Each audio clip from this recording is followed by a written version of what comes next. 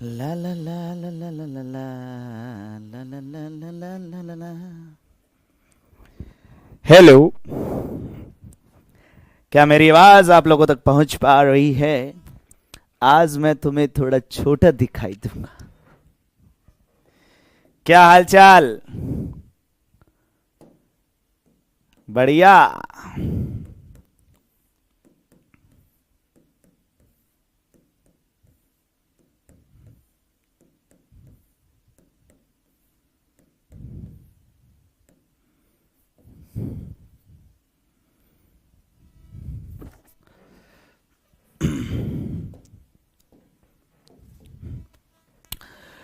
Hello everyone, जय हिंद, जय भारत, वंदे मातरम। आप सभी प्यारे बच्चों को कैसे हैं आप सभी बच्चे?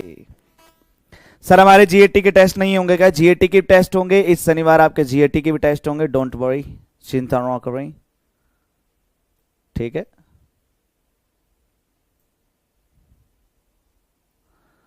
सर आज आप किसे सपोर्ट कर रहे हैं, मतलब समझा नहीं मैं।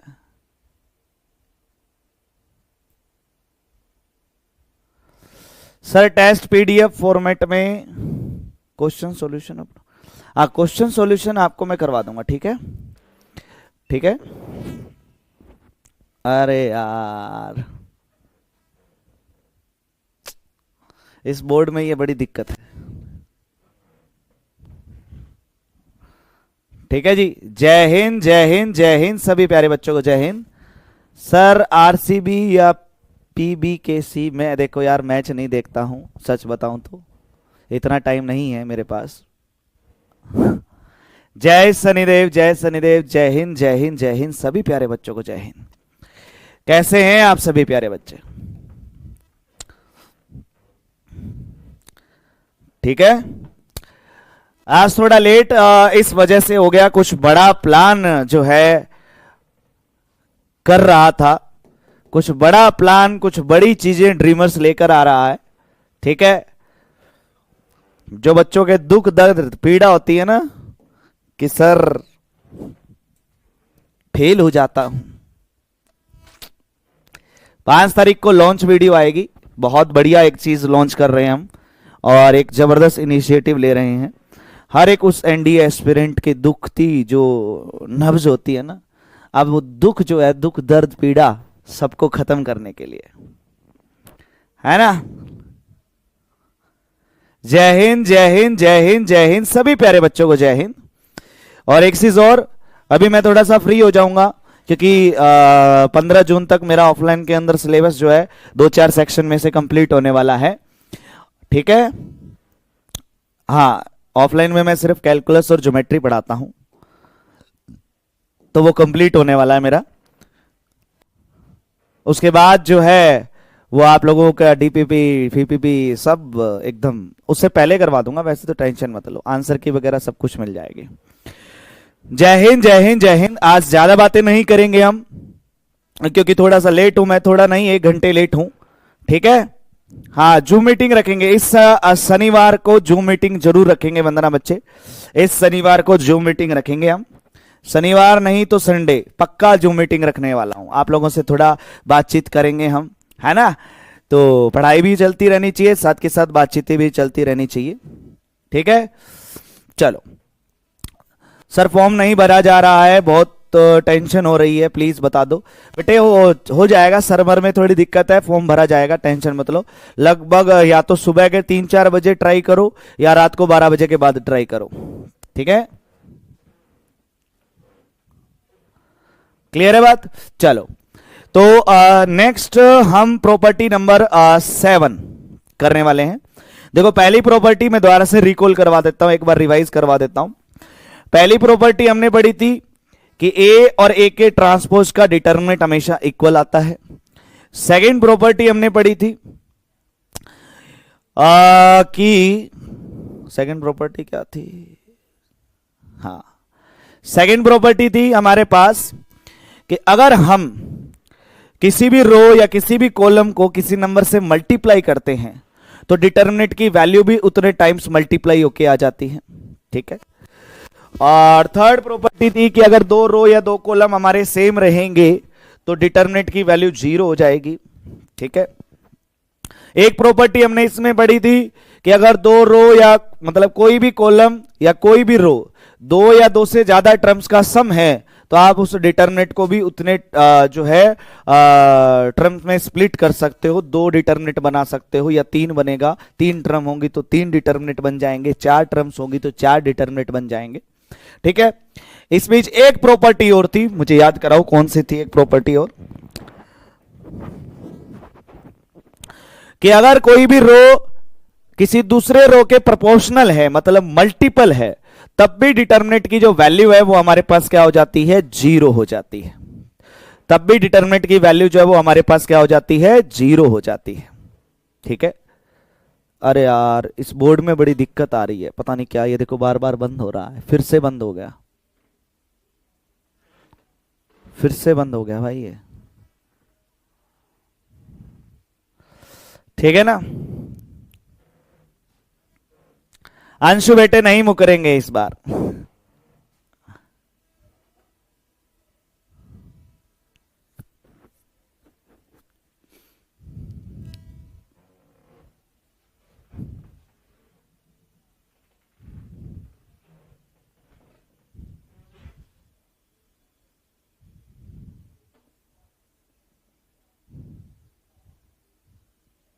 अरे यार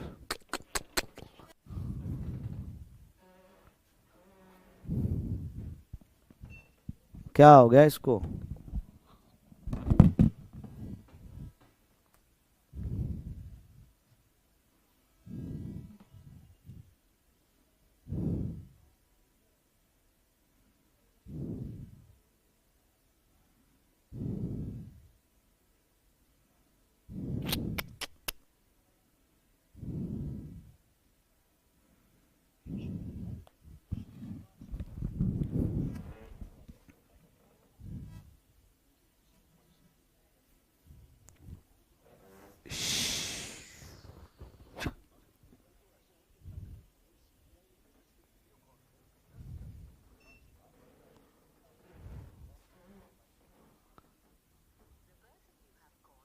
अरे नया स्टूडियो रेडी हो रहा है यार, 2-3 दिन का टाइम लिया है उसने। हेलो। मैं कह रहा स्टूडियो वाले इसका बोर्ड को क्या हो गया, ये बार बार बंद क्यों हो रहा है, ये नए इधर वाले स्टूडियो का। हाँ। नहीं मेन का।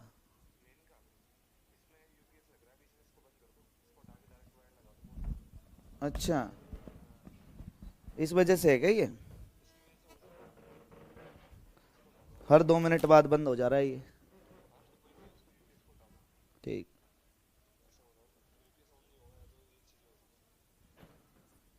जैसे ही करता हूँ।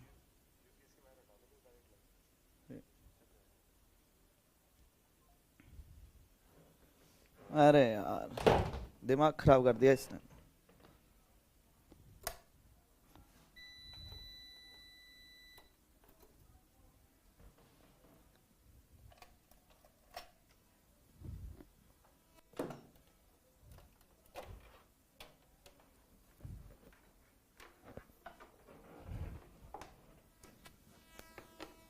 अब मुझे थोड़ा टेक्निकल काम करना पड़ेगा।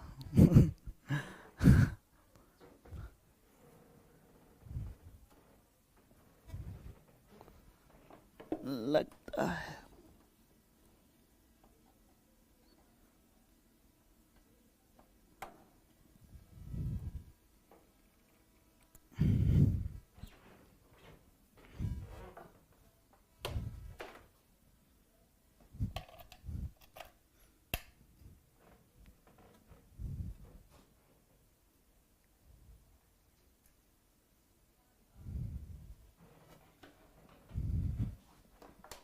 देखता हूँ अब कुछ होता है क्या।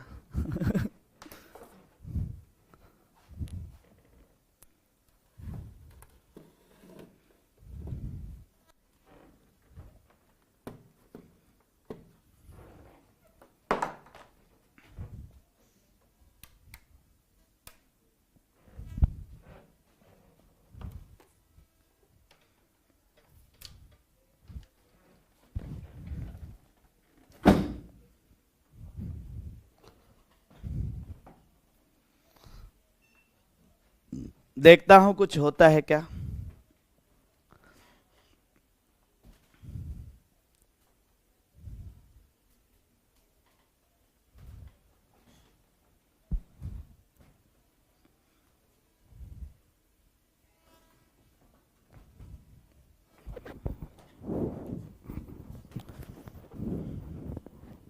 बस मेरा नया स्टूडियो रेडी हो जाए, उसके बाद इसका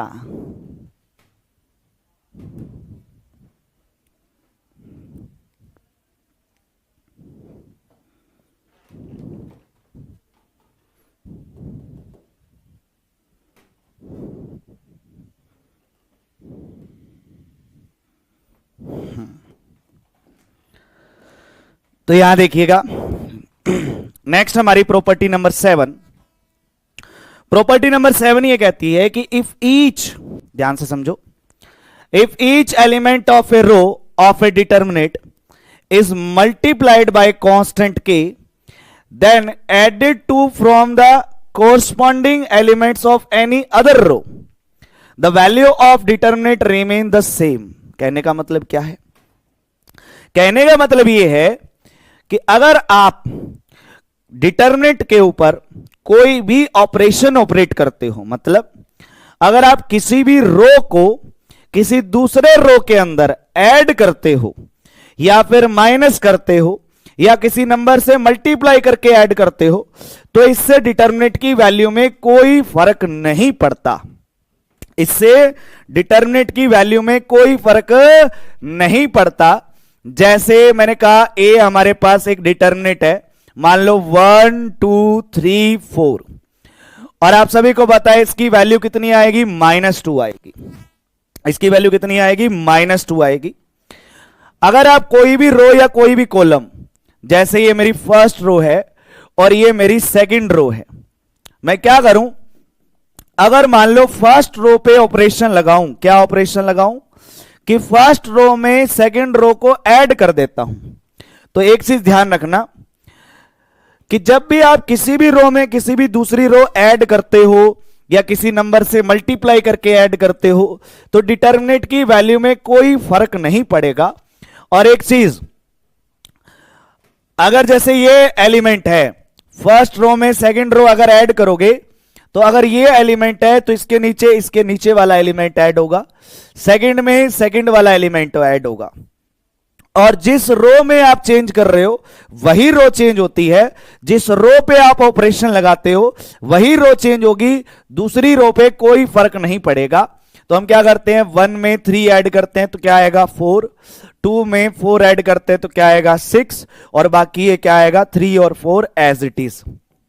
इसको सोल्व करते हैं तो इसकी प्रोडक्ट इसके साथ कितना? 16, फिर माइनस में इसकी प्रोडक्ट इसके साथ कितना? 18, तो आंसर कितना आया? -2 आया।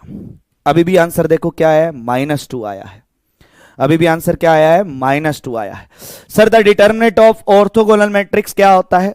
ऑर्थोगोनल मैट्रिक्स का डिटर्मिनेंट बेटे तरुण +-1 होता है। मैंने आपको लिखवाया भी था, ठीक है।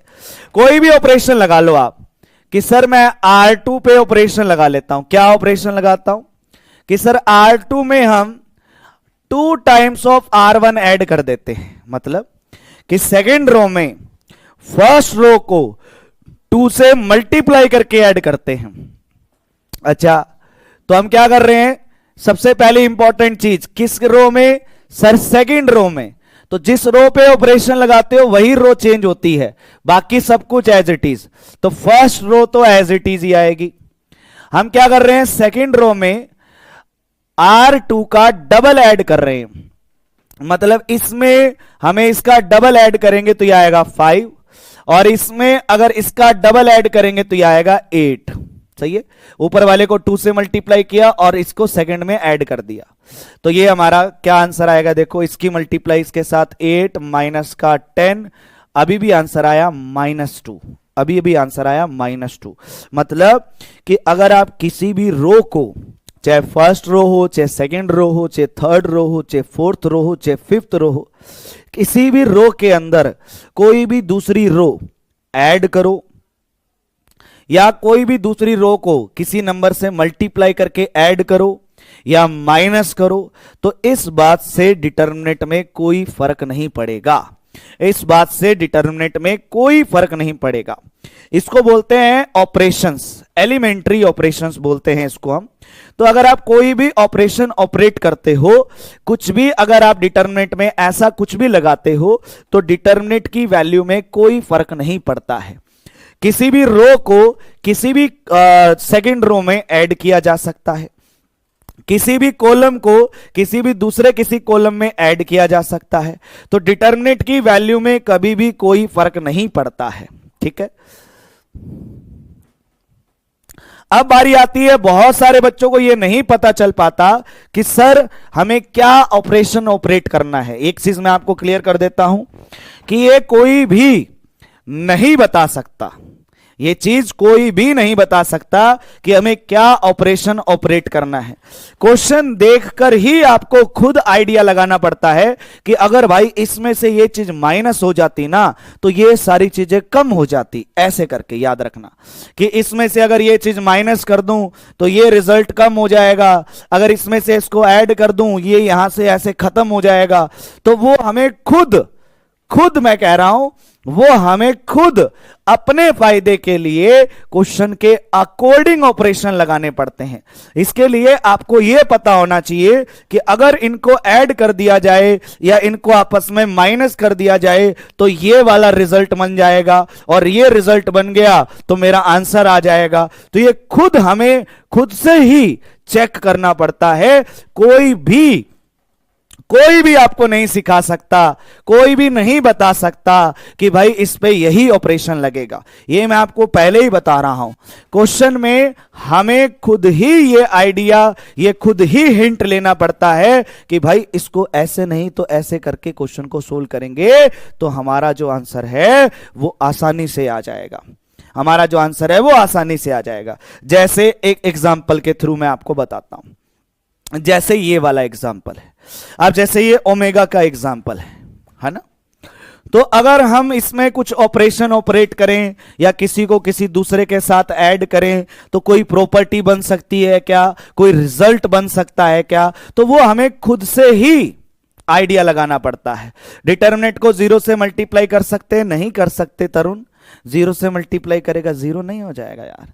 ऐसा कोई ऑपरेशन किसी भी कांस्टेंट, किसी दूसरे कांस्टेंट से मल्टीप्लाई करके, जैसे थोड़ा सा इसमें हम ये आइडिया लगाते हैं कि सर ये 1 1 1 ये बना 1, क्या ये ओमेगा होता है? बिल्कुल सर ये ओमेगा होता है।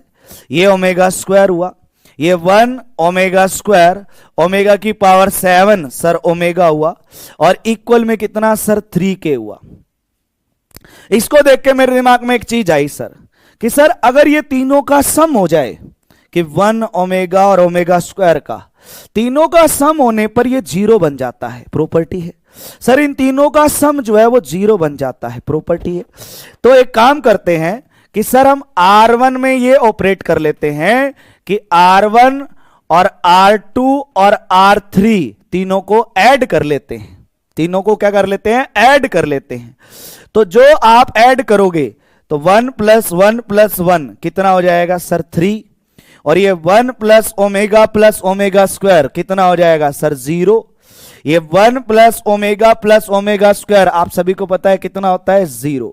अब ये दो चीज 0 बन गई ना हमारी, तो डिटर्मिनेंट को सोल्व करने में आसानी हो जाएगी। हमने किस पे ऑपरेट किया? R1 पे, तो R1 ही बदलेगा, R2 और R3 नहीं बदलेगा। तो R1 और R2 और R3 हमारा एज इट इज रहेगा। अच्छा, ऐसा नहीं है कि आप इस क्वेश्चन पे बिना ऑपरेशन लगाए क्वेश्चन को सोल्व नहीं कर सकते। मैं कह रहा हूं बिल्कुल कर सकते हो, बिल्कुल कर सकते हो। ऑपरेशन लगाया जाता है क्वेश्चन को थोड़ा सा आसान बनाने के लिए। अगर आप इसको सीधा सोल्व करोगे ना तो ऐसा नहीं है कि आंसर नहीं आएगा, सीधा सोल्व कर दो डिटर्मिनेंट को तब भी आंसर आएगा। मैं ये नहीं कह रहा कि तब नहीं आएगा, लेकिन तब भी आंसर आएगा। बट अब मेरा ये ऑपरेशन लगाने का फायदा ये हुआ कि ये दो चीज तो 0 बन गई, तो ये आएगा सर 3 × 2 में इसकी प्रोडक्ट इसके साथ ओमेगा स्क्वायर और इसकी प्रोडक्ट इसके साथ ओमेगा की पावर 4, फिर माइनस में ये जीरो लिखेंगे तो जीरो के मल्टीप्लाई कुछ भी आए जीरो, फिर ये जीरो लिखेंगे तो जीरो के मल्टीप्लाई कुछ भी आए जीरो, इज इक्वल टू कितना 3k। तो ये 3 से 3 कितना कैंसल, तो k किसके बराबर गया, k हमारा गया ओमेगा स्क्वायर माइनस में ओमेगा की पावर 4 कितना ओमेगा के बराबर, ओमेगा स्क्वायर माइनस में ओमेगा के बराबर। तो ये हमारा k गया जी। अब एक बात बताओ कि क्या ओमेगा स्क्वायर को मैं माइनस का 1 माइनस का ओमेगा लिख सकता हूं? सारे पॉइंट बताए हुए हैं इससे। ये देखो ना, ये दोनों उधर लेके जाओ, इक्वल में 0 होता है, तो ओमेगा स्क्वायर क्या बनेगा, माइनस का 1 माइनस का ओमेगा। तो इसकी जगह मैंने ये लिख दिया और ये माइनस का ओमेगा था, तो ये माइनस का 1 माइनस का 2 ओमेगा बन गया। तो k की वैल्यू माइनस का 1 माइनस का 2 ओमेगा है, इसमें से माइनस कॉमन लेंगे तो 1 प्लस 2 ओमेगा बना। और देखो 1 प्लस 2 ओमेगा किसके बराबर है, z के, तो ये बना माइनस का z, ये बना माइनस का z। ए ऑप्शन आंसर आ गया जी, ए ऑप्शन आंसर आ गया।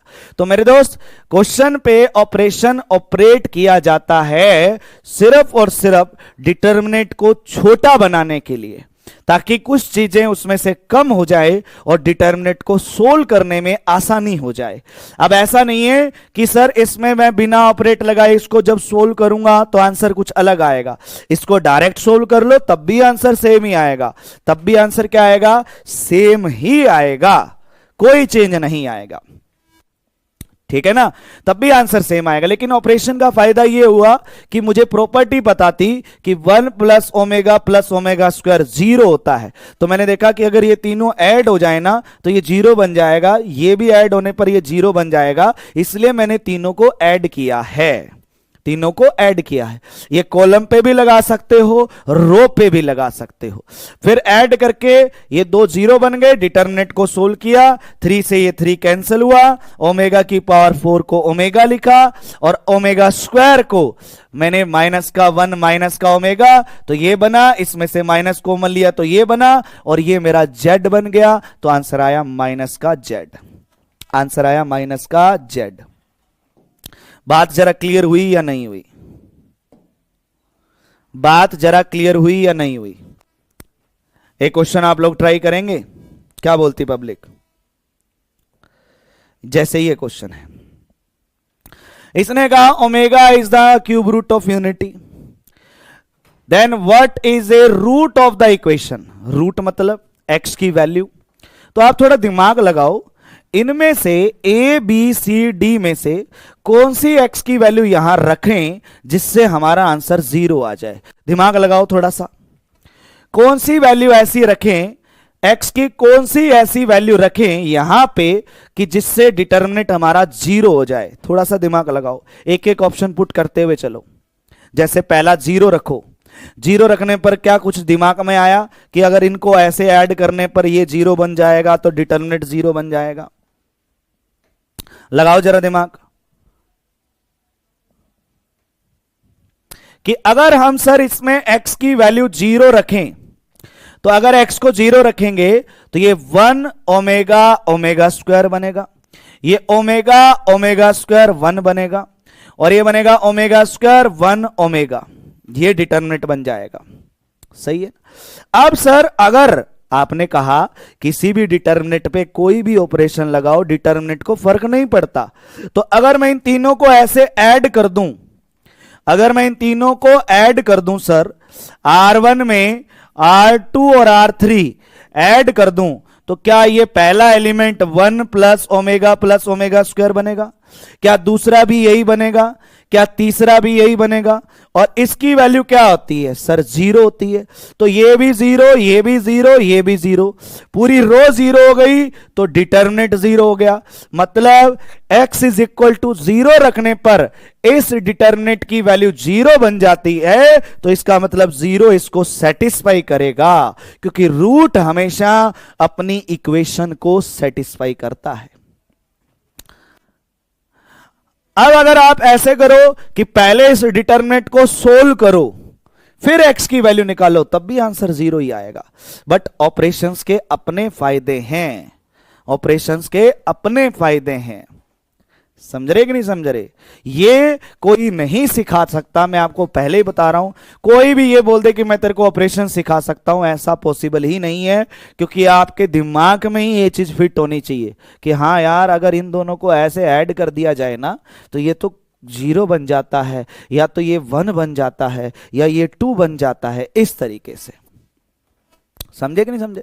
अब मजेदार बात बताता हूं कि भाई ये जो हमारा जो धुआंधार क्वेश्चन जो अभी अभी हमने सोल्व किया है, ये आपका एनडीए 1 2025 का क्वेश्चन है। देखो कल मैंने 2 क्वेश्चन आपको करवाए थे डिटर्मिनेंट में, याद है ना? एक तो वो के वाला, के ग्रेटर देन 0, के लेस देन 0 वाला, है ना? और एक वो कॉम्प्लेक्स नंबर वाला, a प्लस बी की वैल्यू वाला, जिसका आंसर -6 आया था। और एक ये क्वेश्चन हो गया। कोई क्वेश्चन ऐसे बोल दे कि सर ये तो बड़ा मुश्किल क्वेश्चन था, इसमें तो बहुत ही खतरनाक लेवल का दिमाग लगाना था। ऐसा कुछ भी नहीं है। देखो कितना आसान क्वेश्चन आया हुआ है एग्जाम के अंदर, कितना आसान क्वेश्चन एग्जाम में आया हुआ है। तो क्लियर हुआ, बातचीत डन हुई। अब जैसे ये क्वेश्चन है, जैसे ये क्वेश्चन है, अब आपको ऐसे सोचना है कि अगर सर हमने इस पूरे को जैसे है वैसे के वैसे अगर हमने उसको सोल्व किया तो ये लेंथ ही जाएगा। लेकिन अगर आप देखो कि क्या किस में से क्या माइनस करें कि चीजें कम हो जाएं। एक बात बताओ, जैसे इसमें से इसको माइनस करेंगे तो यहां देखो, अगर इसमें से इसको माइनस करेंगे यहां -1 बन जाएगा, इसमें से इसको माइनस करेंगे तो 1 बन जाएगा, इसमें से इसको माइनस करें तो यहां 0 बन जाएगा, फिर इसमें से इसको माइनस करें तो यहां 1 बन जाएगा, इसमें से इसको माइनस करें तो यहां 0 बन जाएगा, इसमें से इसको माइनस करें तो यहां -1 बन जाएगा। मतलब हमें चीजें छोटी करनी है, हमें चीजें छोटी करनी है, और छोटा डिटरमिनेंट करने के लिए ही तो ऑपरेशन ऑपरेट होते हैं। समझे कि नहीं समझे? तो इसलिए हम क्या करते हैं, इस पे R1 पे ऑपरेट करते हैं कि सर R1 में से R2 को माइनस करते हैं। उसके बाद हम R2 पे ऑपरेट कर लेते हैं कि सर R2 में से R3 को माइनस करते हैं। ऐसा माइनस करने के बाद अगर हम इसमें से इसको माइनस करेंगे तो -1, अगर इसमें से इसको माइनस करेंगे तो 1, और अगर इसमें से इसको माइनस करेंगे तो 0। ये R1 पे ऑपरेट हो गया। अब R2 पे ऑपरेट करते हैं। R2 पे इसमें से इसको माइनस करेंगे, इस पूरे में से इसको माइनस करेंगे तो यहां 1, इसमें से इसको माइनस करेंगे तो 0, इसमें से इसको माइनस करेंगे तो -1, -1। ये R2 पे ऑपरेट हो गया। अब बचा हमारा R3, तो R3 बना कोस स्क्वायर, और यहां बना साइन स्क्वायर, और यहां बना 1 प्लस में sin 2x। अब मुझे बताओ इसमें से देखो कितने ट्रिग्नोमेट्री वाले खत्म हो गए, हाँ या ना? अब इसको सोल्व करना आसान नहीं है, बिल्कुल इसको सोल्व करना आसान है। मैं ये नहीं कह रहा कि जब आप डायरेक्ट इसको सोल्व करोगे तो आंसर कुछ अलग आएगा, आंसर तब भी वही आएगा, लेकिन थोड़ा लेंथी आंसर आएगा। काट पीट के जो बचेगा वो यही बचेगा, काट पीट के जो बचेगा वो यही बचेगा मेरे दोस्त। तो इसको जरा आप सोल्व कर लेते हैं। यह आएगा -1 × में इसकी प्रोडक्ट इसके साथ 0, फिर माइनस में इसकी प्रोडक्ट इसके साथ माइनस का साइन स्क्वायर, तो वो प्लस का साइन स्क्वायर हो जाएगा, ठीक है। फिर माइनस में ये एलिमेंट उठाया 1, ये रो गई, ये कॉलम गया, इसकी प्रोडक्ट इसके साथ, तो यह आएगा 1 प्लस में sin 2x। फिर माइनस में इसकी प्रोडक्ट इसके साथ माइनस माइनस प्लस का कोस स्क्वायर। तो ये बना जी हमारा माइनस का साइन स्क्वायर x, माइनस का 1 माइनस का साइन 2x, और माइनस का कोस स्क्वायर x।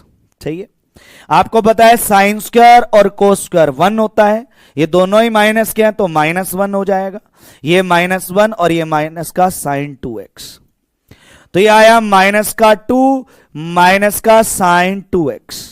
तो ये हमारा डिटर्मिनेंट बन गया जी। बड़ी बड़ी बात ये हो गई कि माइनस का 2 माइनस का साइन 2x बन गया। ये हमारा, इसको मैं क्या मान लेता हूं, मान लो fx मान लेता हूं। अब इसकी मुझे मिनिमम और मैक्सिमम वैल्यू निकालनी है। तो ये हम कंसेप्ट पढ़ने वाले हैं फंक्शन चैप्टर में, ये फंक्शन चैप्टर में पढ़ने वाले हैं। याद रखना साइन थीटा, साइन थीटा की मैक्सिमम वैल्यू 1 होती है, ये क्या होती है, मैक्सिमम वैल्यू होती है, और साइन थीटा की मिनिमम वैल्यू -1 होती है। तो इस टाइप का जब क्वेश्चन आता है तो एक बार मैक्सिमम वैल्यू एक बार मिनिमम वैल्यू रखा जाता है। तो एक बार इसकी जगह 1 रख दो, साइन थीटा को 1 रखो, तो ये -2 -1 हो जाएगा, तो आंसर आया -3। और एक बार इसको -1 रखो, तो ये -2 माइनस में -1, तो आएगा -2 + 1, आंसर आएगा -1। छोटी जो वैल्यू होगी वो मिनिमम, बड़ी जो वैल्यू होगी वो मैक्सिमम, तो आंसर आया -3 और -1, B option, B option. Sir एक बार C1 + C2 कर सकते हैं, सिंप्लीफाई हो जाएगा। अगर C1 + C2 करते हो तो C1 में C2 को ऐड करने पर ये तो हो जाएगा, C1 में C2 को ऐड करने पर ये 2 बन जाएगा, ये भी 2 बन जाएगा, ये 1 बन जाएगा, लेकिन C2 तो नहीं चेंज हुआ ना मेरे दोस्त। फिर C2 के साथ क्या करोगे मुझे बताओ कृष्णपाल। फिर आप इसमें आप इसको ऐड कर दो, चलो ये कांस्टेंट बन गया, लेकिन ये तो बदला नहीं ना। इसका साइन स्क्वायर हटाने के लिए फिर इसमें से इसको माइनस ही करना पड़ेगा और इसमें से इसको माइनस करना पड़ेगा, तो घूम फिर के आओगे इसी रिजल्ट पे। जो भी ऑपरेशन लगाना चाहो वो ऑपरेशन लगाओ, मना नहीं है, जो दिमाग में तुम्हारे आए वो लगा दो, कोई मना नहीं है, लेकिन वैल्यू डिटरमिनेंट की इसकी यही आएगी, यही आएगी सिंप्लीफाई करने पर। जैसा भी आपके दिमाग में आता है वो ऑपरेट कर दो, आंसर इसका यही बनेगा। और एक बार मैक्सिमम और एक बार मिनिमम वैल्यू निकाल के रेंज निकाल ली जाती है, ये आपको मैं फंक्शन चैप्टर में भी सिखाने वाला हूं। मेन काम है ऑपरेशन ऑपरेट करना, ठीक है ना, मेन काम है ऑपरेशन ऑपरेट करना, वो हमें आना चाहिए।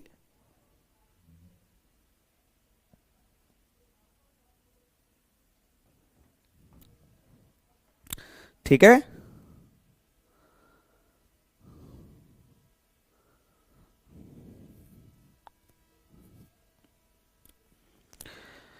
सारा खेल क्वेश्चन का है मेरे दोस्त, सारा खेल जो है वो क्वेश्चन का है। सर R1 में से R3 माइनस कर सकते हैं, बिल्कुल कर सकते हैं।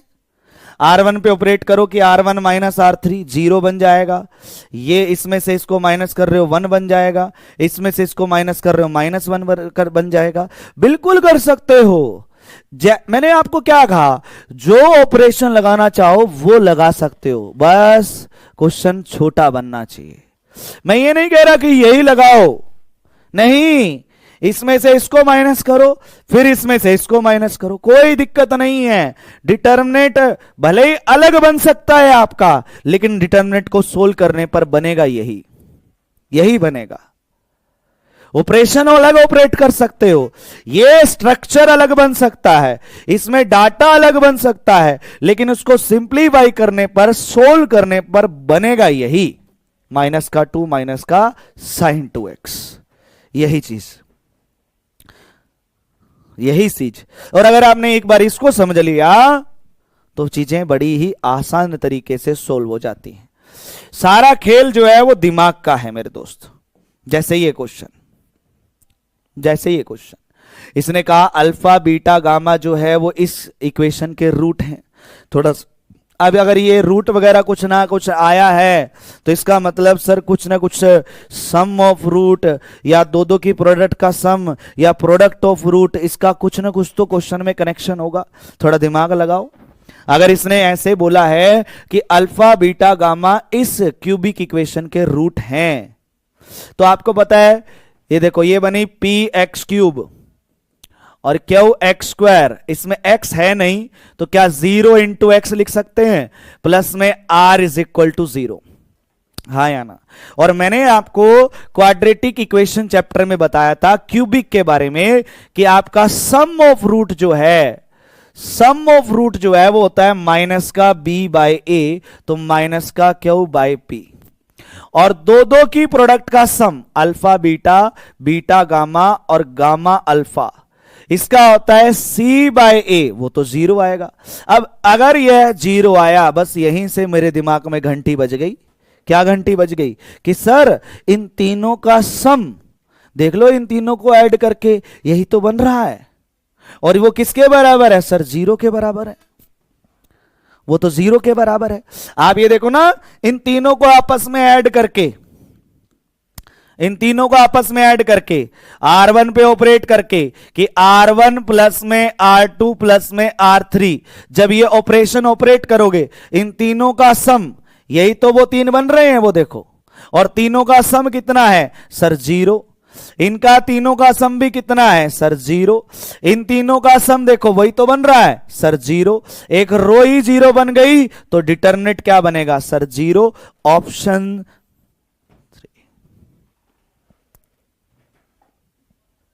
ये सारा खेल जो है वो दिमाग का है मेरे दोस्त।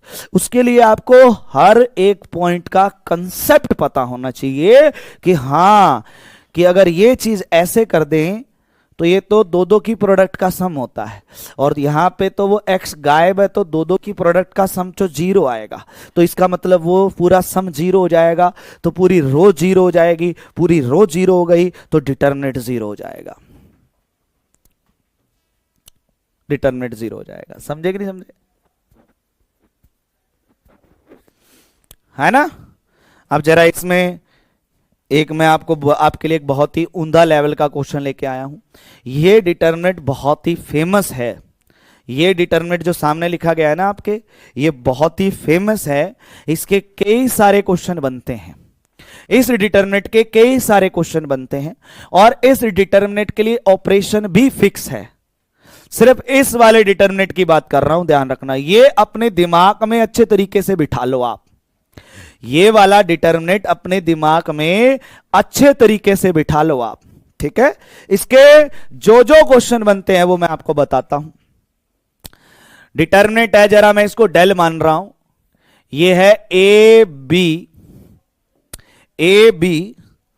और बी सी, ये है ए एक्स प्लस में बी वाई, ठीक है, और ये है हमारा बी एक्स प्लस में सी वाई, और सेम ए एक्स प्लस बी वाई और बी एक्स प्लस सी वाई, और यहां है जीरो, यहां है जीरो, ठीक है?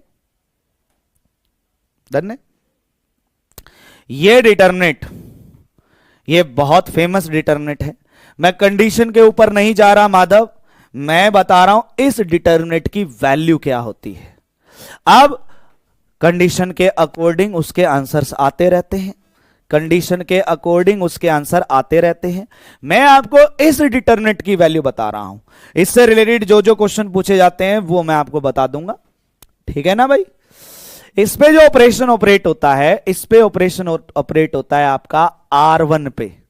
R1 पे क्या ऑपरेशन ऑपरेट होता है कि सर अगर हम R1 को x से मल्टीप्लाई कर दें, इसको x से, तो ये ax बन जाएगा, हां या ना?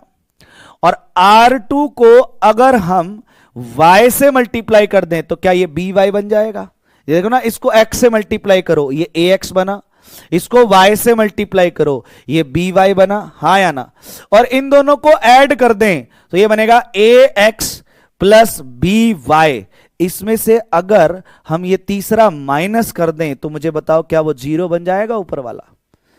पहले एलिमेंट पे देखो, इसको अगर x से मल्टीप्लाई कर दें तो ये ax बन गया, इसको अगर y से मल्टीप्लाई कर दें ये by बन गया, इन दोनों को अगर जोड़ दें तो ये बन गया ax प्लस by, और इसमें से अगर माइनस कर दें ये तीसरे वाला अगर माइनस कर दिया जाए तो क्या वो जीरो नहीं बन जाएगा ऊपर वाला? बिल्कुल बन जाएगा सर। तो इस पे ये वाला ऑपरेशन ऑपरेट होता है जिससे ये पहला जीरो बन जाता है। सेम देखो, इसको x से तो bx, इसको y से तो cy, और इसमें से ये माइनस करोगे तो ये जीरो, ठीक है, ये जीरो। अब यहां पे कहानी अलग है, इसको अगर x से मल्टीप्लाई करोगे, पहले को अगर x से मल्टीप्लाई करोगे तो ये बनेगा ax स्क्वायर और bxy, पहला ये बनेगा। इसको दूसरे को अगर y से मल्टीप्लाई करोगे तो बी एक्स वाई प्लस में सी वाई स्क्वायर, और इसमें से ये जीरो माइनस करोगे तो जीरो ये बन जाएगा, और बाकी दो as it is B X C Y और ए एक्स बी वाई, और यहां बी एक्स सी वाई और यहां जीरो। इसमें ये वाला ऑपरेशन ऑपरेट होता है, और R1 पे ऑपरेट कर रहे हैं तो R1 ही बदलेगी, R2 और R3 पे कोई फर्क नहीं पड़ेगा। अब आप देखो कितना फायदा हुआ हमें। क्या फायदा हुआ कि सर ये जीरो बन गया तो इसको लेकर हम जो भी ये रो गई ये कॉलम, जीरो के मल्टीप्लाई जो भी आए जीरो हो जाएगा। ये भी सर हमारा क्या हो गया, जीरो हो गया। अब हमारा तीसरा एलिमेंट बचा, तीसरा क्या एलिमेंट बचा, ये बचा सर ए एक्स स्क्वायर प्लस में इन दोनों का सम 2bxy और प्लस में cy स्क्वायर, और इसके मल्टीप्लाई में क्या आएगा, थर्ड एलिमेंट के मल्टीप्लाई में आएगा ये रो गई सर और ये कॉलम गया सर, इसकी प्रोडक्ट इसके साथ, अब इसकी प्रोडक्ट इसके साथ तो ये आएगा sir B square X plus में बी सी वाई, फिर माइनस में इसकी प्रोडक्ट इसके साथ, इसकी प्रोडक्ट इसके साथ तो यह आएगा सर ए सी एक्स माइनस में बी सी वाई, ये ब्रैकेट बंद, ये आएगा। अब ये बन गया सर हमारा ए एक्स स्क्वायर प्लस में 2bxy प्लस में cy, और यहां देखो ये इससे कैंसल, और ये आया सर हमारा बी स्क्वायर एक्स माइनस का ए सी एक्स, ये चीज आ गई। अब ये इसका डिटरमिनेंट अगर आपने याद रख लिया, ये वाला रिजल्ट अगर आपने याद रख लिया मेरे दोस्त, तो इससे बहुत बहुत बहुत फायदे होने वाले हैं, इससे बहुत बहुत बहुत फायदे होने वाले हैं। कैसे कि सर इस डिटरमिनेंट की जो वैल्यू होती है, इस डिटरमिनेंट की वैल्यू जो होती है वो हमेशा आती है ए एक्स स्क्वायर प्लस में 2bxy प्लस में cy स्क्वायर और मल्टीप्लाई में बी स्क्वायर एक्स माइनस में ए सी एक्स, ये इसकी वैल्यू आती है, ये इसकी वैल्यू आती है। अब जरा थोड़ा सा और काम कि ए एक्स स्क्वायर प्लस में 2bxy प्लस में cy स्क्वायर और मल्टीप्लाई में बी स्क्वायर माइनस का ए सी इंटू में एक्स, ये इसका आंसर होता है मेरे दोस्त, ये इसका आंसर होता है।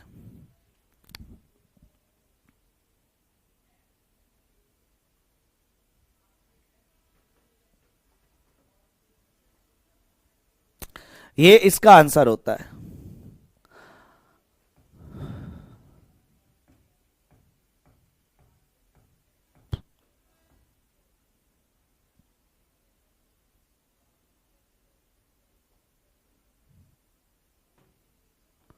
ये इसका आंसर होता है। अब इसमें कई सारे क्वेश्चन बनते हैं। एक क्वेश्चन तो ये बनता है कि अगर ये डिटरमिनेंट आपका जीरो के बराबर है, वो कहेगा ये डेल जो है वो जीरो के बराबर है, डेल मतलब ये डिटरमिनेंट जीरो के बराबर है, देन आपसे पूछेगा बताओ ए बी सी क्या होंगे। तो याद रखना ए बी सी जो है वो उस केस में जीपी में होते हैं। एक क्वेश्चन ये बनता है इसका, ठीक है। दूसरा, डेल आपको ये गिवन है, डेल आपको गिवन है, इसमें कहेगा इफ अगर ए हमारा नेगेटिव है और बी स्क्वायर माइनस ए सी ये भी नेगेटिव है, देन याद रखना डेल की वैल्यू, अगर ये कंडीशन गिवन है तो डेल जो है वो आपका पॉजिटिव रहेगा।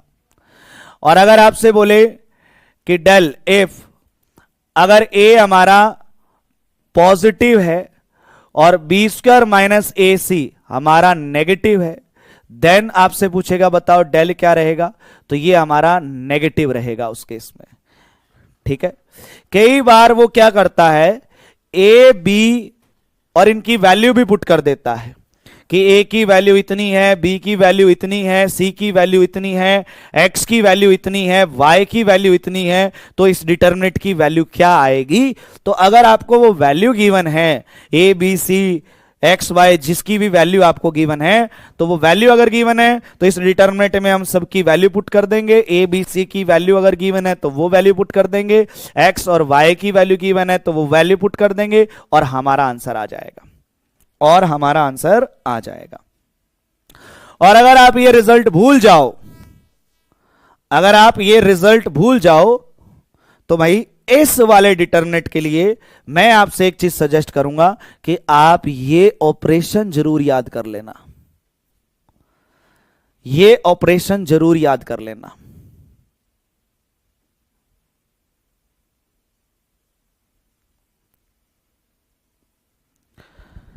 ये वाला ऑपरेशन जरूर याद कर लेना। अगर आप डिटर्मिनेंट की वैल्यू भूल जाओ तो कह रहा हूं,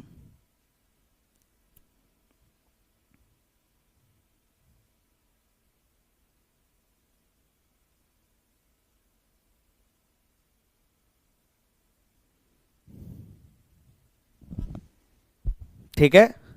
और एक इसमें याद रखना, इफ अगर x आपका 0 हो गया देन डेल भी आपका 0 हो जाएगा। अब आपको इस डिटर्मिनेंट के लिए 4 क्वेश्चन तो फिक्स है, आया हुआ है इंडिया के एग्जाम में, मैं पहले ही बता रहा हूं, आया हुआ है इंडिया के एग्जाम में।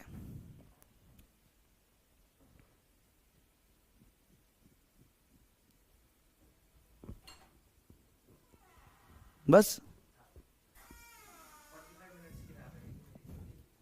किस पे, कौन से उसमें, हाँ अच्छा, नहीं धीरे धीरे हो जाएगा सब।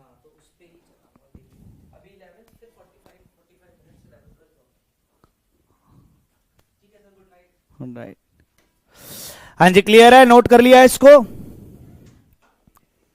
नोट कर लिया इस डिटर्मिनेंट को, आगे बढ़े। Next point, if each element of a row of determinant is 0 then the value of determinant is 0। ये तो मैंने आपको बता ही दिया, ये तो मैंने आपको बता ही दिया, ठीक है। अब कुछ एग्जांपल ऐसे मैं लेकर आ रहा हूं जिसपे आपको यह सोचना है कि कौन सा ऑपरेशन ऑपरेट करें, क्या करें। जितने में प्रॉपर्टी मैंने आपको लिखवाई है, याद रखना जितनी भी प्रॉपर्टी मैंने आपको लिखवाई है उनमें से कुछ भी लग सकता है, ठीक है, उनमें से कुछ भी लग सकता है। आपको अपना दिमाग लगाना है कि इसमें से क्या कर सकते हैं, कि कॉमन ले सकते हैं, प्लस कर सकते हैं, माइनस कर सकते हैं, ये सारी चीजें, ठीक है। तो ये क्वेश्चन है जी आप लोगों के सामने, आप लगाओ दिमाग जरा कि किस में से क्या कॉमन ले सकते हैं, क्या प्लस कर सकते हैं, क्या माइनस कर सकते हैं, लगाओ जरा दिमाग। सर लास्ट क्वेश्चन का आंसर क्या होगा? बेटे ये तो लिखवा तो दिया, देख लो क्या कंडीशन गिवन है, ये नेगेटिव और ये पॉजिटिव, ये देखो ये एक नेगेटिव और एक पॉजिटिव, ये नेगेटिव ये पॉजिटिव, तो डिटर्मिनेंट की वैल्यू नेगेटिव आएगी। लिखवा तो दिया आपको चारों क्वेश्चन आंसर, लिखवा तो दिए, रिजल्ट नेगेटिव पॉजिटिव, वो देखो तीसरा पॉइंट नेगेटिव पॉजिटिव, तो आंसर नेगेटिव आएगा, ठीक है। लगाओ जरा दिमाग इस क्वेश्चन पे, शाबाश। सबसे पहले मैंने देखा कि जो सेकंड रो है x-1, x-1 और x-1, तो इसमें से x-1 मेरा कॉमन आ रहा है, तो अगर x-1 कॉमन लेंगे तो ये 1 ये x हो जाएगा, और ये 2x-1, और यहां बचेगा x-2, और यहां बचेगा x माइनस का 1 इंटू में x। याद रखना सेकंड रो में से कॉमन ले रहा हूं तो सेकंड रो ही बदलेगी, और यह आएगा 3x-1, यह आएगा x-2, यहां से x-2, और यह आएगा x-3, और यह आएगा x माइनस का 1 और x माइनस का 2 इंटू में x। तो सेकंड रो में से x-1 कॉमन आ गया, ठीक है। अब कुछ और कॉमन नजर आ रहा है? हां सर, कि थर्ड में से तीसरी रो में से मुझे x कॉमन नजर आ रहा है, ठीक है, x कॉमन ले लो। अब तीसरी रो में से मुझे x कॉमन नजर आ रहा है, तो वो x बाहर आ गया और यहां बचा 1, यहां x गायब और यहां से भी x गायब, x कॉमन लेके बाहर आ गया। अब सर मुझे नजर आ रहा है कि जो ये थर्ड कॉलम है इसमें से सर वो x माइनस 2 कॉमन है, इसमें से वो x माइनस 2 कॉमन है, तो x माइनस 2 कॉमन ले लेते हैं सर। जब x माइनस 2 बाहर कॉमन ले लेंगे तो यहां से वो x माइनस 2 गायब, यहां से भी वो x माइनस 2 गायब, और यहां से भी वो x माइनस 2 गायब हो गया। अच्छा जी, अब कुछ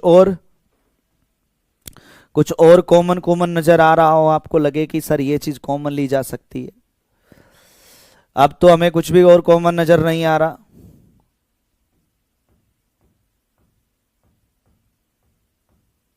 कुछ भी और कॉमन नजर नहीं आ रहा ना? कुछ कॉमन नजर आ रहा है अब? सर नहीं।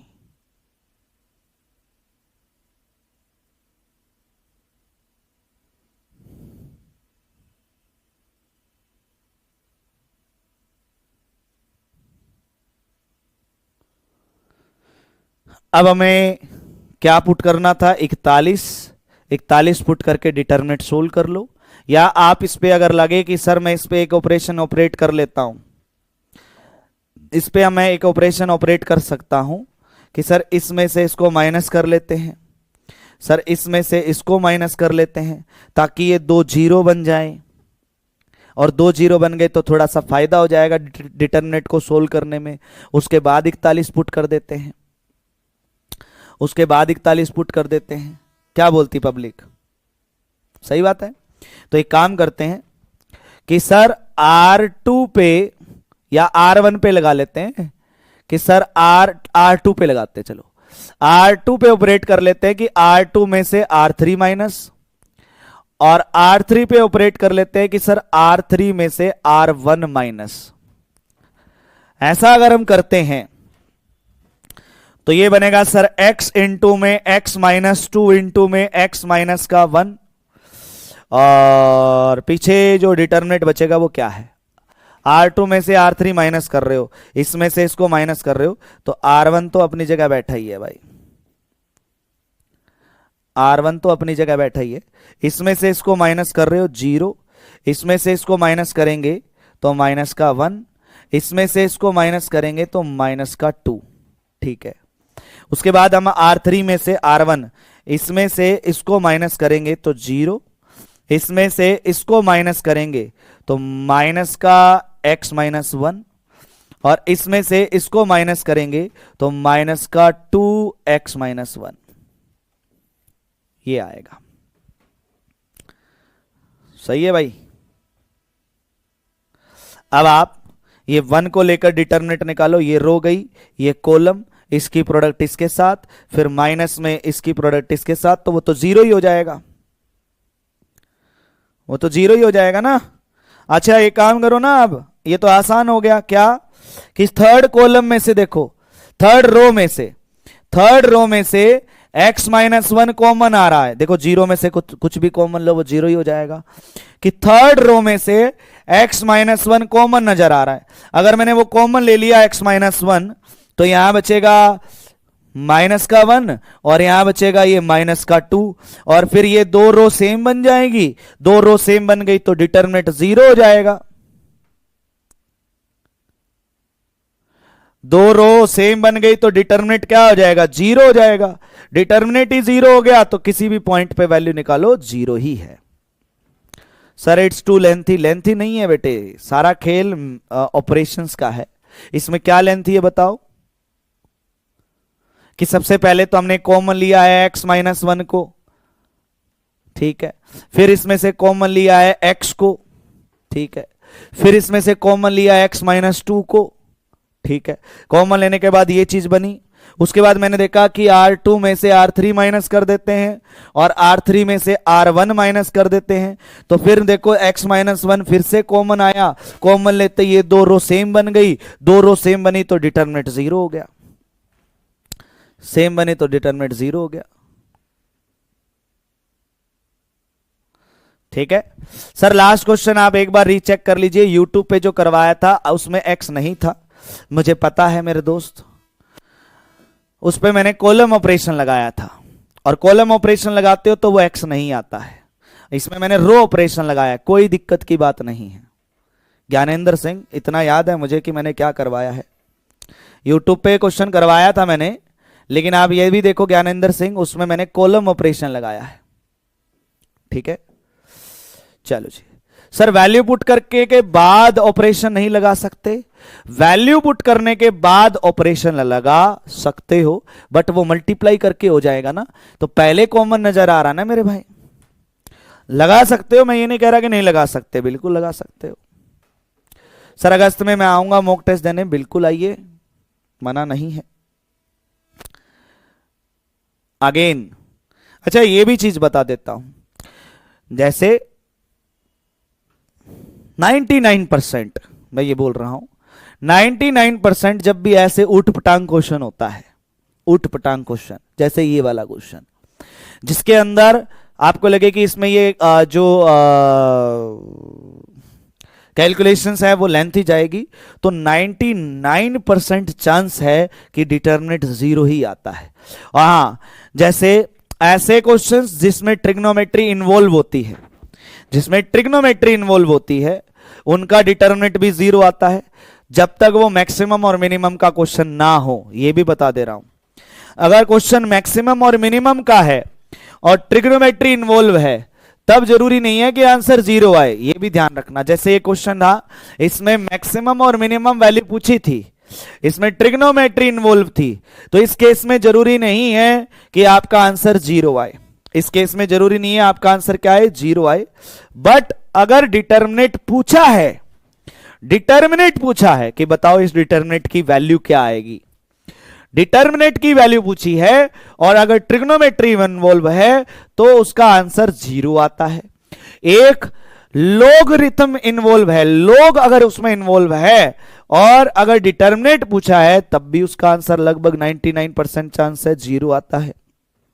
ठीक है, और अगर गंदा सा डिटर्मिनेंट है ये देखो, ये ट्रिक बड़ी काम की है कि अगर गंदा सा डिटर्मिनेंट बन रहा है और डिटर्मिनेंट ही पूछा है और ऑप्शन में अगर जीरो है तो उस पर टिक कर देना, जीरो आंसर आएगा। हाँ, कौन सा क्वेश्चन ऐसा है जिसपे आपको डायरेक्ट टिक नहीं करना बिना कंफर्म किए?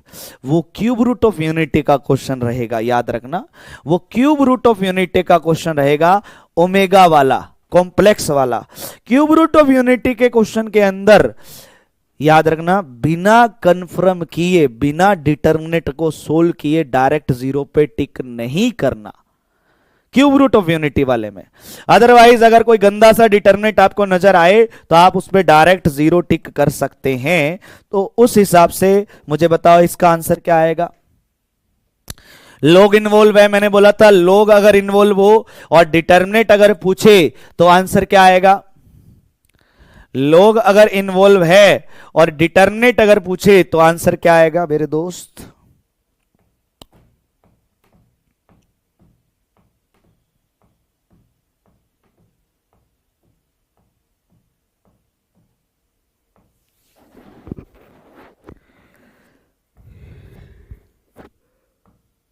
जीरो आएगा, ए ऑप्शन। बहुत बढ़िया। बताओ, डिटर्मिनेंट की वैल्यू पूछ रहा है, बड़ा ही गंदा डिटर्मिनेंट है सर, और बड़ा ही गंदा डिटर्मिनेंट है तो आंसर क्या आएगा।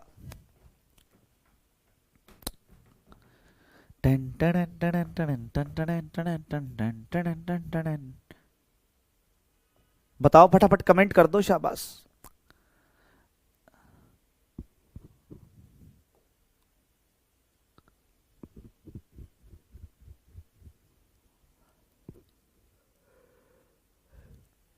जीरो आएगा, बहुत बढ़िया। सर एबीसी एंगल है ट्राइंगल के, द वैल्यू ऑफ डिटर्मिनेंट, इस डिटर्मिनेंट की वैल्यू पूछी है सर, ट्रिग्नोमेट्री इन्वॉल्व हो गई। मैं आपको कह रहा हूं जरा, अगर आप इसको सीधा सोल्व करोगे ना तब भी आंसर जीरो ही आएगा। और ये थोड़े से तुक्का मार ट्रिक होती है ये तुक्का मार ट्रिक होती है कि अगर ट्रिग्नोमेट्री इन्वॉल्व है और डिटर्मिनेंट पूछ रहा है तो ऑप्शंस में कांस्टेंट है, तो मैंने कहा कि आंसर जो है वो क्या आएगा।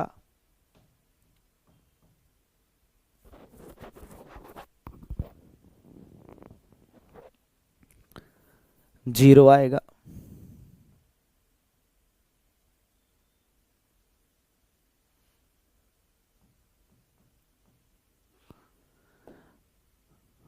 बताओ आंसर क्या आएगा।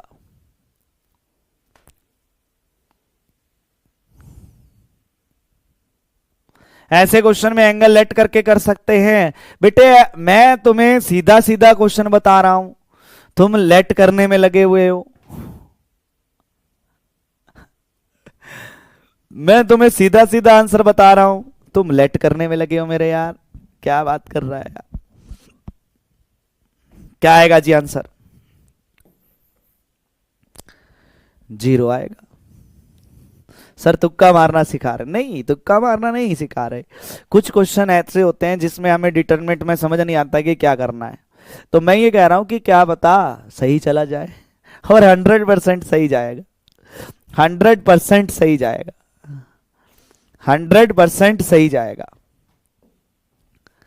ठीक है ना? अगर इस पे तुक्का मार के आते आप, जो मैंने ट्रिक बताई है कि अगर ट्रिग्नोमेट्री इन्वॉल्व हो और अगर डिटरमिनेंट पूछे तो आंसर जो है वो क्या आता है? जीरो आता है।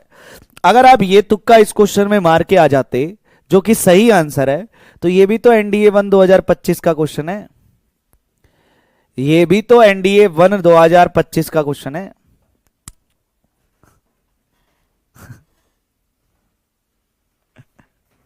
है?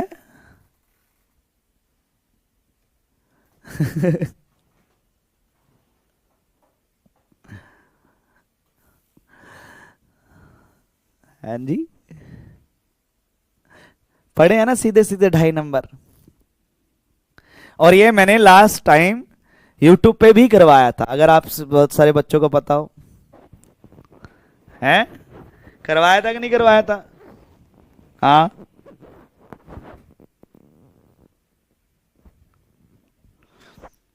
ये यूट्यूब पे करवाया था क्वेश्चन, और मैंने यूट्यूब पे सेम वर्डिंग सेम।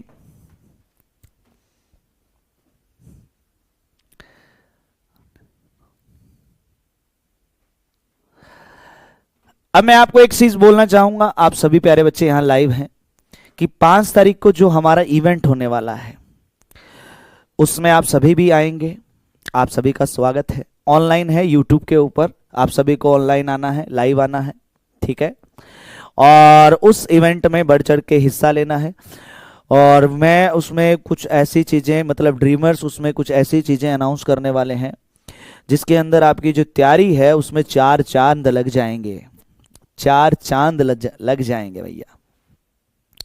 हाँ। अच्छा जी, अब मेरे सामने आ रहा है एक इंपॉर्टेंट प्रॉपर्टीज, इंपॉर्टेंट पॉइंट्स, कुछ डिटरमिनेंट के इंपॉर्टेंट पॉइंट्स हैं। ठीक है? उससे पहले मैं यहां पे एक क्वेश्चन लिखता हूं, फिर पॉइंट करवाऊंगा। ठीक है? Consider the following statement. Consider the following statements. ठीक है जी? Consider the following statements. First है एम स्क्वायर का डिटरमिनेंट और डिटरमिनेंट का स्क्वायर बराबर होंगे। सेकंड है एम का डिटरमिनेंट और एम के ट्रांसपोज का डिटरमिनेंट बराबर होंगे। थर्ड है एम के इनवर्स का डिटरमिनेंट 1 में डिटरमिनेंट ऑफ एम के बराबर होगा। ये 3 स्टेटमेंट है। अब मैं आपको पहले ये क्वेश्चन करवा रहा हूं। ठीक है?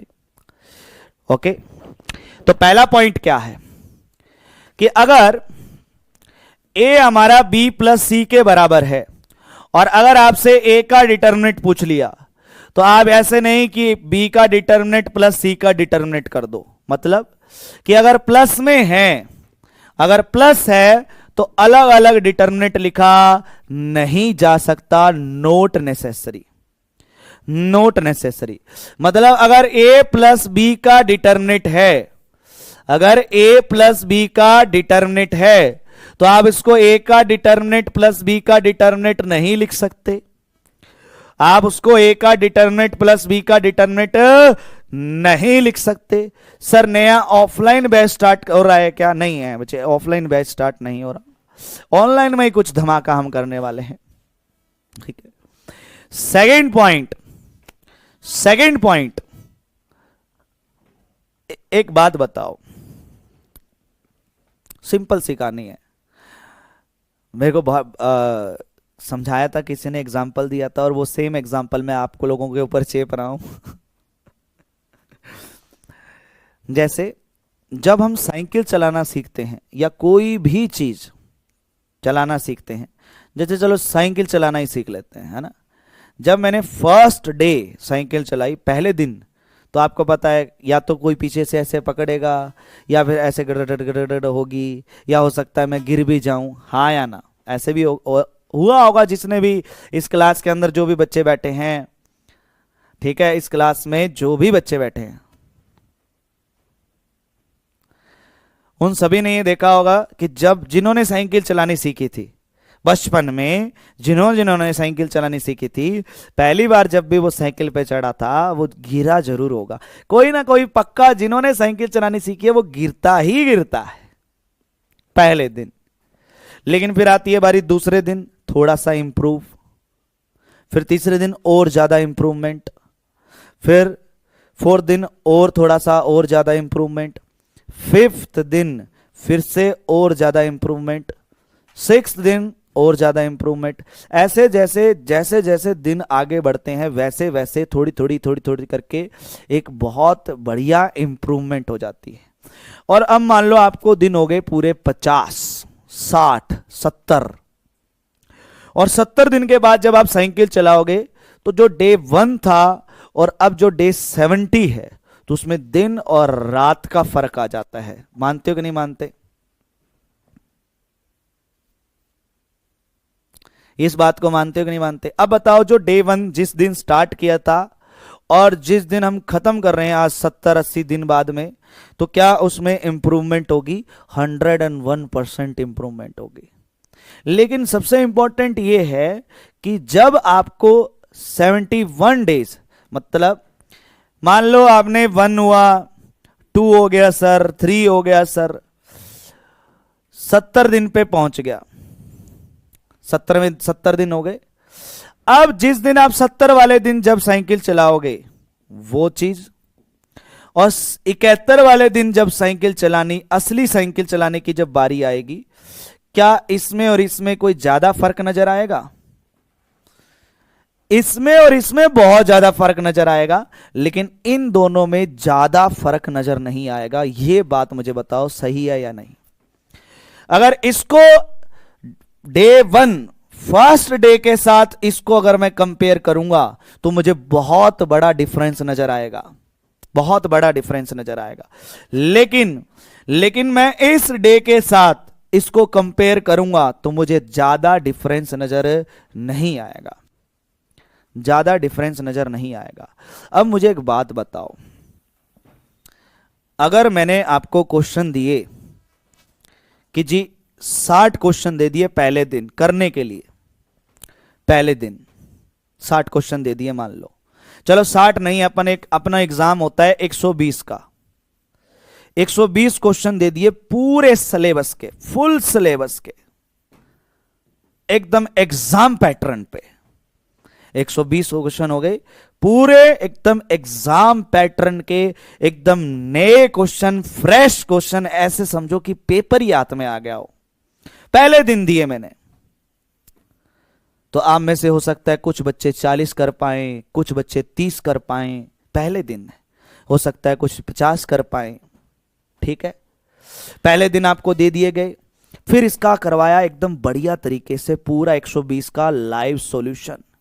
एक दिन पहले आपको पीडीएफ मिल गई है, फिर आपको करवाया लाइव सॉल्यूशन, और फिर आपको बताया गया कि कहां कैसे थोड़ा इंप्रूव करना है अपने रिजल्ट को, इंप्रूव करना है अपने रिजल्ट को, सही है।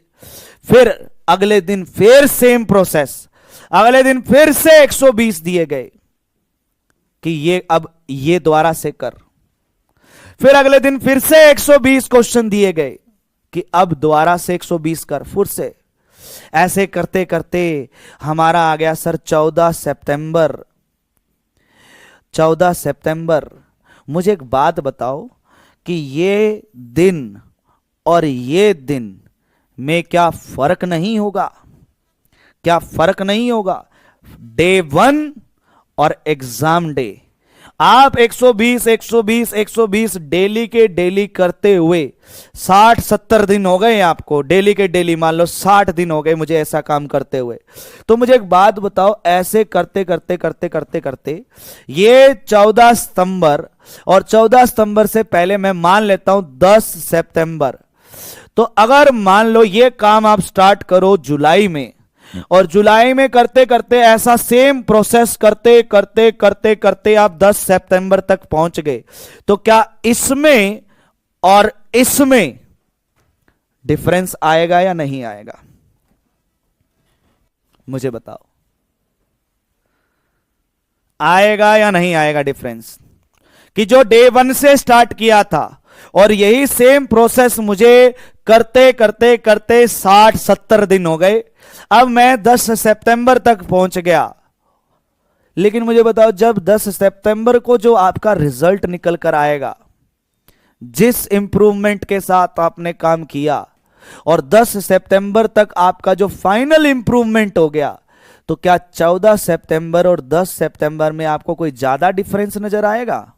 मुझे नहीं लगता कोई ज्यादा डिफरेंस नजर आएगा।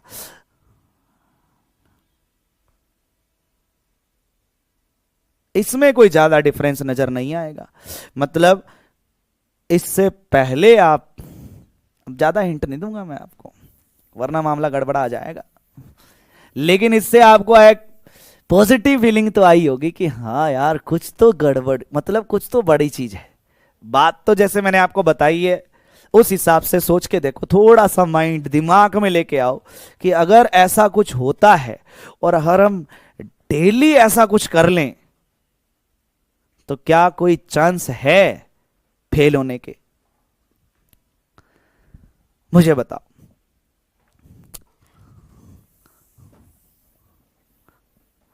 बाकी आपको 5 जून को ही पता चलेगा।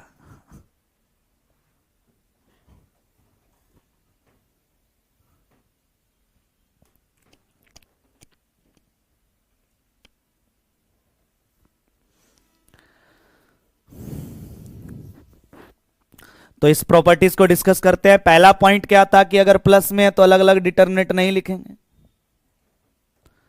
ठीक है जी।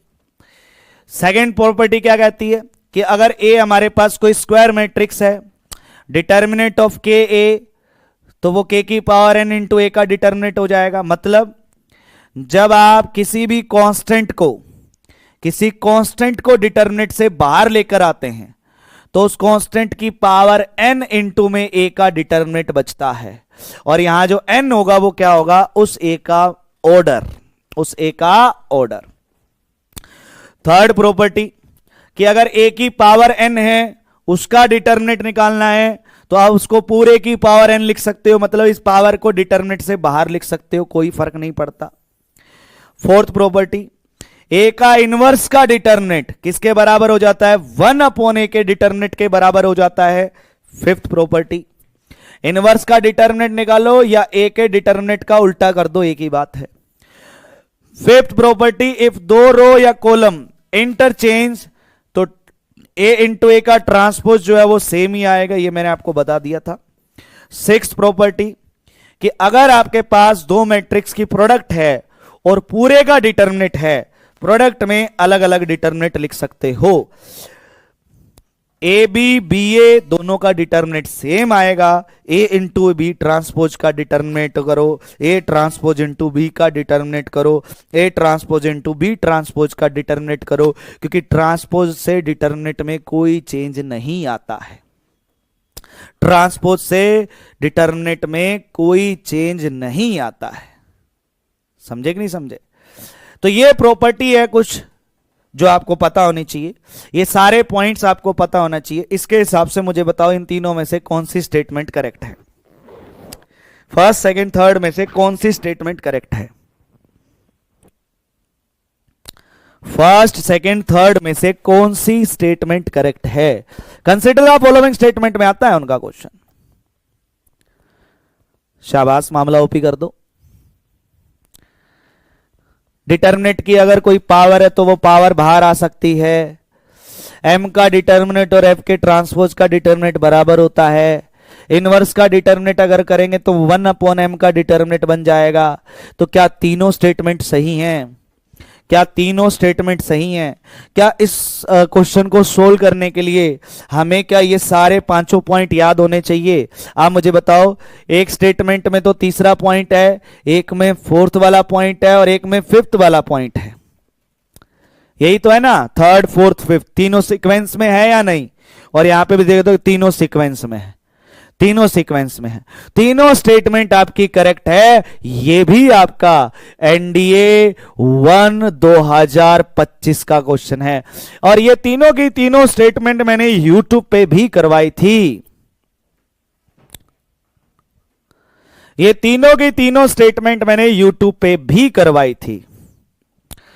सर अभी तक तो हाफ सिलेबस भी कवर नहीं हुआ। अंतरिक्ष मेरे दोस्त, इसकी चिंता मत कर, जो मैं चीज बता रहा हूं वो उसकी अनाउंसमेंट 5 तारीख को है, लेकिन वो प्रोसेस स्टार्ट होगा हमारा लगभग 16 जुलाई से, 17 जुलाई से, या हो सकता है 10 जुलाई से। और तब तक मैं आपको लगभग 70-80% सिलेबस करवा चुका होऊंगा। इस बात की चिंता ना करें आप, ठीक है?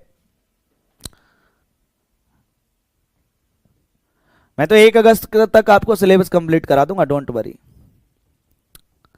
चिंता नहीं करनी है। ये बातचीत समझ में आई कि नहीं आई? चलो जी आगे बढ़ते हैं। ये सारे पॉइंट्स आपको याद करने हैं, ठीक है ना? The determinant of Hermitian matrix, Hermitian बताई थी आपको कौन सी मैट्रिक्स होती है।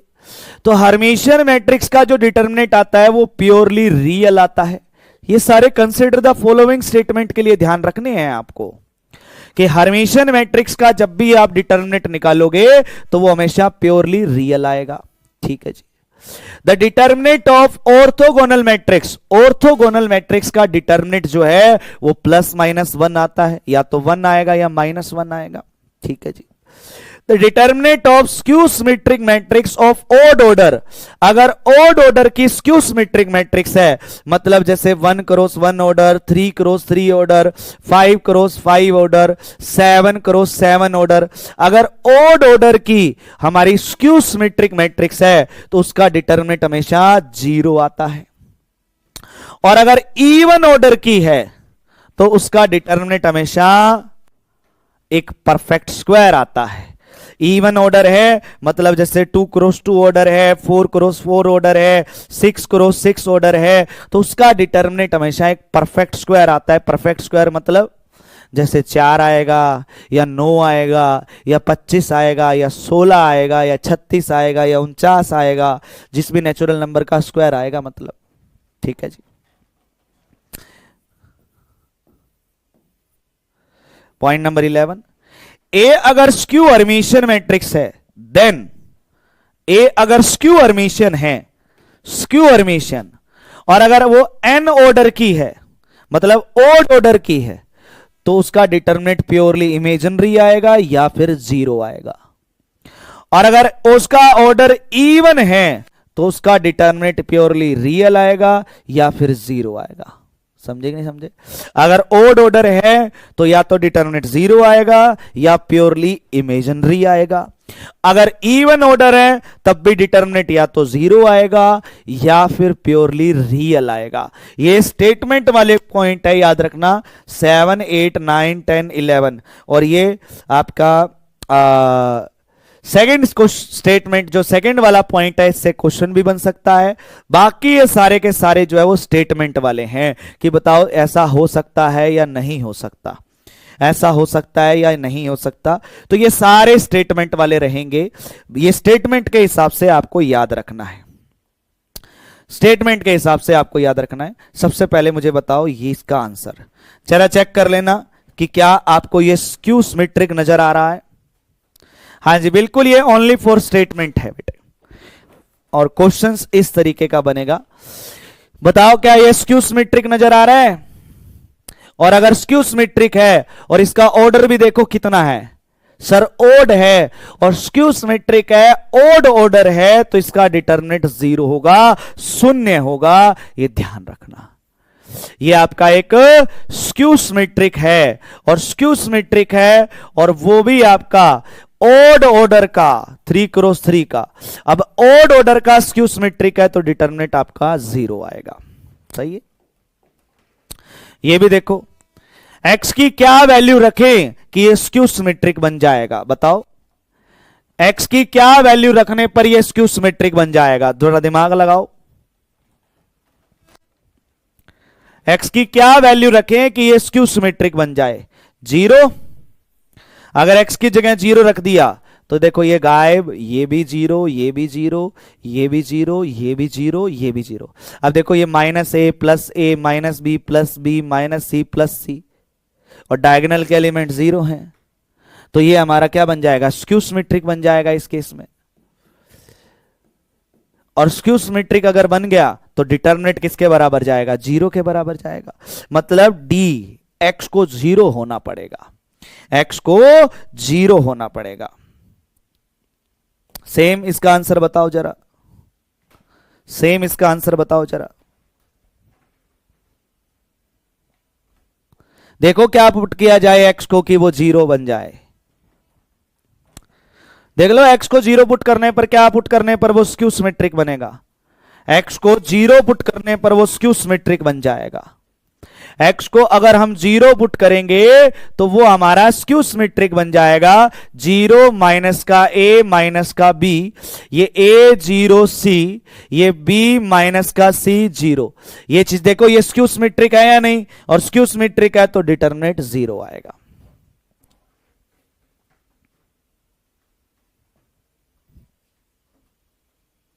डन है जी, बातचीत ओपी है, एकदम एकदम क्लियर है, मामला सेट है।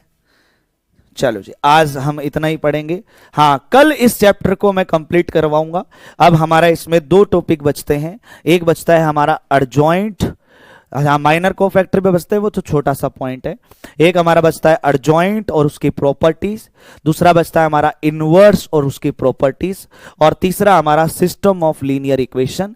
उसके बाद ये चैप्टर हमारा कंप्लीट हो जाएगा। उसके बाद ये चैप्टर हमारा जो है वो कंप्लीट हो जाएगा। आज थोड़े से काम की वजह से मैं लेट क्लास ले पाया। अगर 7 बजे क्लास चलती तो हमारा और भी एडजॉइंट का टॉपिक भी कंप्लीट हो जाता, बट कोई बात नहीं, ठीक है। डन है, बहुत बढ़िया।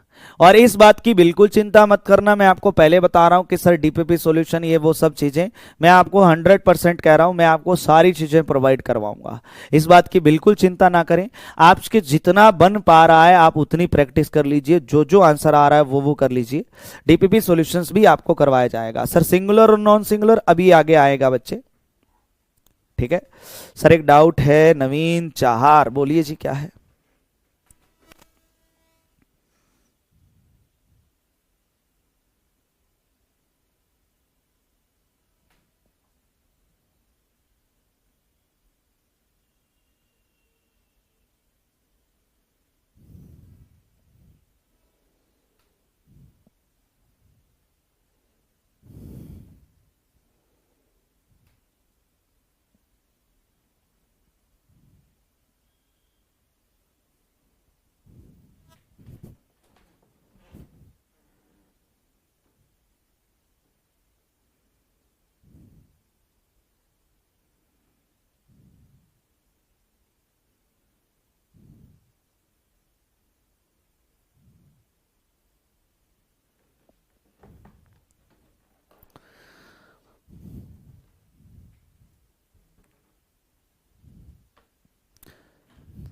सर आपने क्वेश्चन नंबर 8 पे एक क्वेश्चन कराया था जिसका आंसर -10 आ रहा है, -6 कराया था। -10 नहीं आ रहा, -6 ही आएगा। वो आयटा वाला क्वेश्चन कह रहे हो नवीन आप?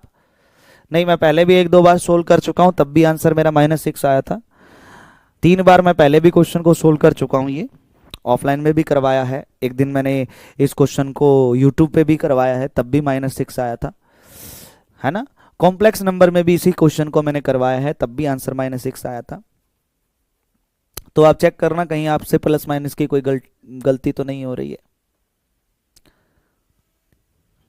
ठीक है जी। चलो तो गाइस मिलेंगे अपन कल, तब तक के लिए आप सभी प्यारे बच्चों को जय हिंद, जय Bharat, Vande Mataram.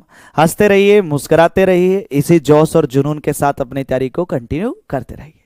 Okay, bye bye, see you soon, bye bye.